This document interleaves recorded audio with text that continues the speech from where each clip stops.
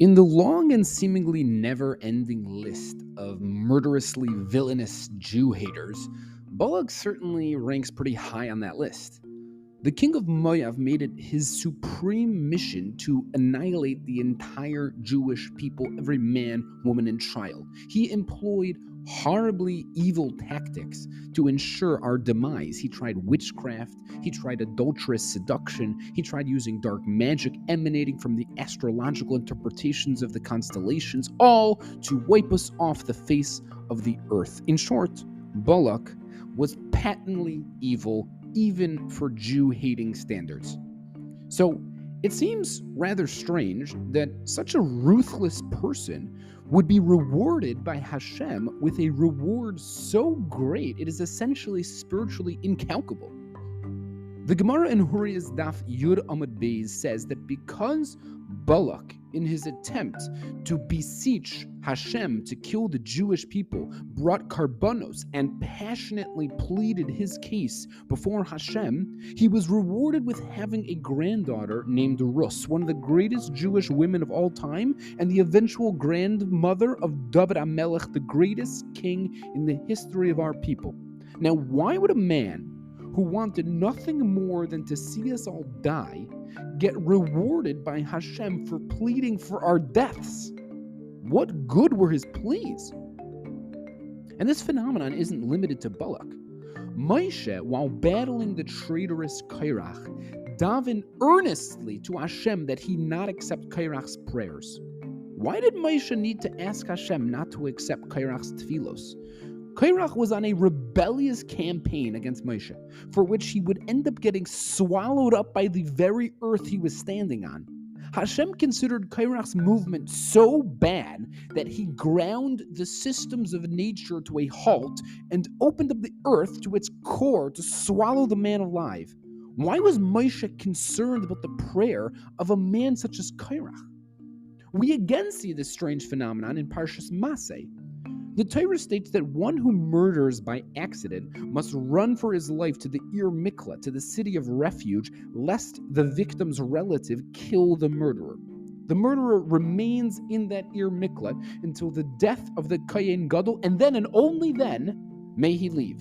So the Gemara in Makkos Daf Yud Amud Aleph says that the mother of the Kohen Gadol would go from time to time to the Ir Mikla and bring the murderer cookies to lessen the likelihood that he pray for the death of her son, the Kohen Gadol. She basically ensured that his living conditions were comfortable to the point that he wouldn't feel the need to pray for her son's demise. Now, why would this woman be afraid of the murderer's tefillos?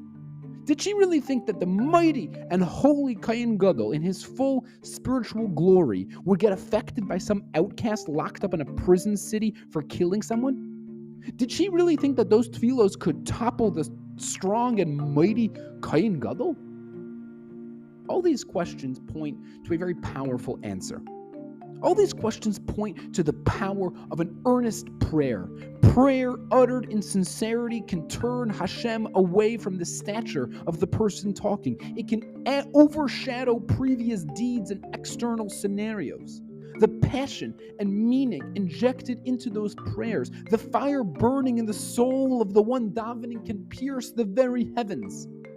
Balak, in a horribly gruesome way, genuinely wanted the Jews out of the way. When he was praying to Hashem and offering him karbanos, he was doing so with 100% of his heart and his soul. He was as sincere as a man could be, and therefore, in a backhanded way, he developed a spiritual connection with Hashem. He was seeking Hashem out. He lifted his eyes towards the sky and relied on Hashem's help. He used every cell in his heart to sincerely plead with Hashem. He raised his arms to heaven and begged Hashem to help him, and hence he was rewarded.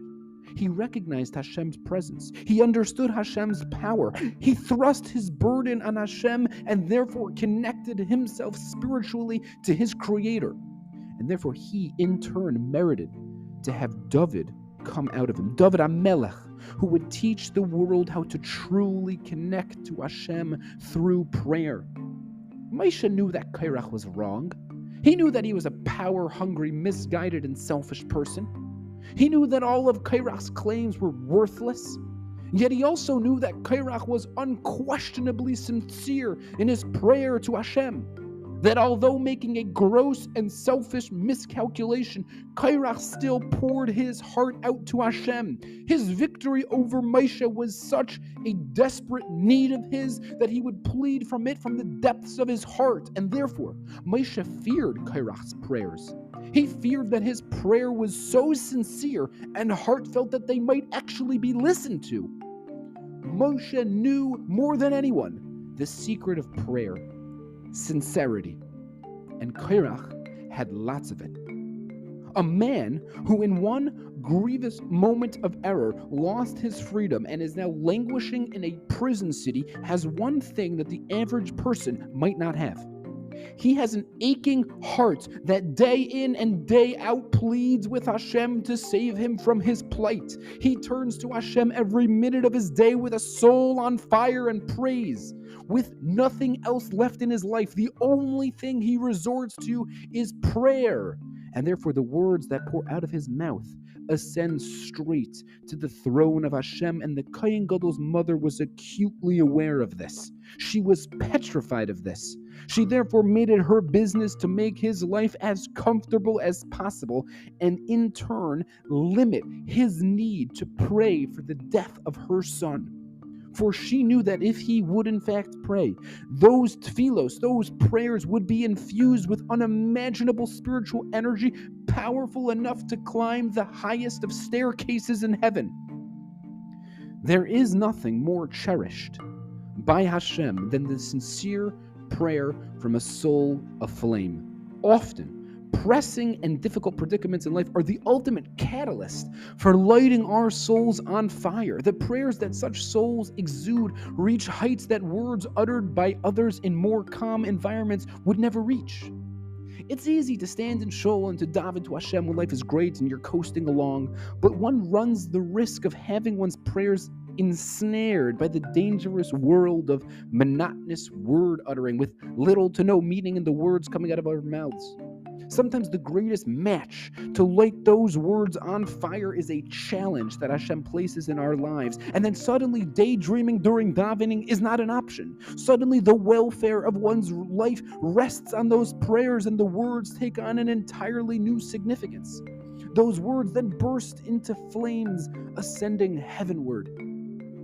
Nothing is more powerful than the prayers of one in distress. One should not think that one's predicament or history or upbringing or plight will ever hinder the power of those prayers. This parsha proves the very contrary. Those tefillos aren't loved by Hashem despite one's scenario and plight. Those tefillos are loved by Hashem specifically because of it. My grandfather, Rav Mordechai Glick, a former rabbi, teacher, and psychologist, suffered in his later years from a painful case of dementia. Sadly, it was severe enough to prevent him from remembering his grandchildren's names or how to knot a tie, but not severe enough to blind him of the fact that he had the disease in the first place, and it pained him deeply. I used to spend Shabbos with him from time to time to keep him and my grandmother company. So one Shabbos afternoon, he came down from his afternoon nap and he walked into the kitchen, and he wished me a good morning. He then made himself a cup of coffee and proceeded to put on his talis and tefillin and began davening the Shacharis prayers for Sunday morning. He swayed and he shuckled and he sang and he cried and he stood firm as a rock while angelically saying Shmona Esrei with tears rolling down his cheeks.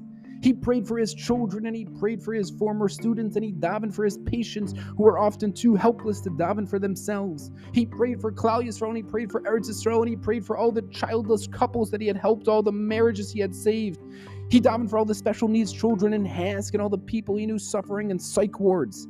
He thanked Hashem for the wonderful gifts he had and requested that Hashem should give him health and give health to the aging mind that he had. And with that, he finished his prayer, put away his talis and tefillin, and sat down to read a book. Did he say the correct tefillah? No. He said Shacharis for Sunday instead of Mincha for Shabbos. Was he wearing the correct attire? No. He was wearing tefillin on Shabbos when halacha tells us not to. But did his tefillos ride on the wings of angels and pierce the heavens, bringing on heavenly tears? A resounding 100% yes, for those were tefillos of a broken man. Those were tefillos in their most sincere form. Those were tefillos of a man whose entire unadulterated connection to Hashem was entirely infused in those prayers. Such prayers burst through the gates of heaven and rest at the very feet of Hashem's throne. On May 16th, 2004, my father was walking up a flight of stairs and collapsed. He had a terrifying cardiac arrest and his heart stopped working completely. He was given a 5% chance of living out the rest of the day. 5% chance. 2 weeks later, he was released from the ICU and days later walked out of the hospital a completely healthy man. So a few days after coming home, he was taking a walk around the block and he bumped into our non-observant Jewish neighbor who, despite being Jewish himself, had less than pleasant views on Jews and Judaism. He ran over to my father and he said, "Dr. Eisenberg, you owe me a thanks." "Really? Why is that?" my father asked. The man looked at my father with a smile and he said, "For it's because of me that you are alive." "Really?" my father said. "How is that so?" The man continued. He said, "When I heard that you collapsed with a cardiac arrest, I whispered a powerful prayer to God for your recovery, and he must have been so utterly shocked, so utterly flabbergasted, so utterly surprised that I, of all people, prayed an actual prayer that he must have answered the prayer. How could he not? And seeing you today alive and well has only confirmed my suspicions that God must have listened to my powerful prayer."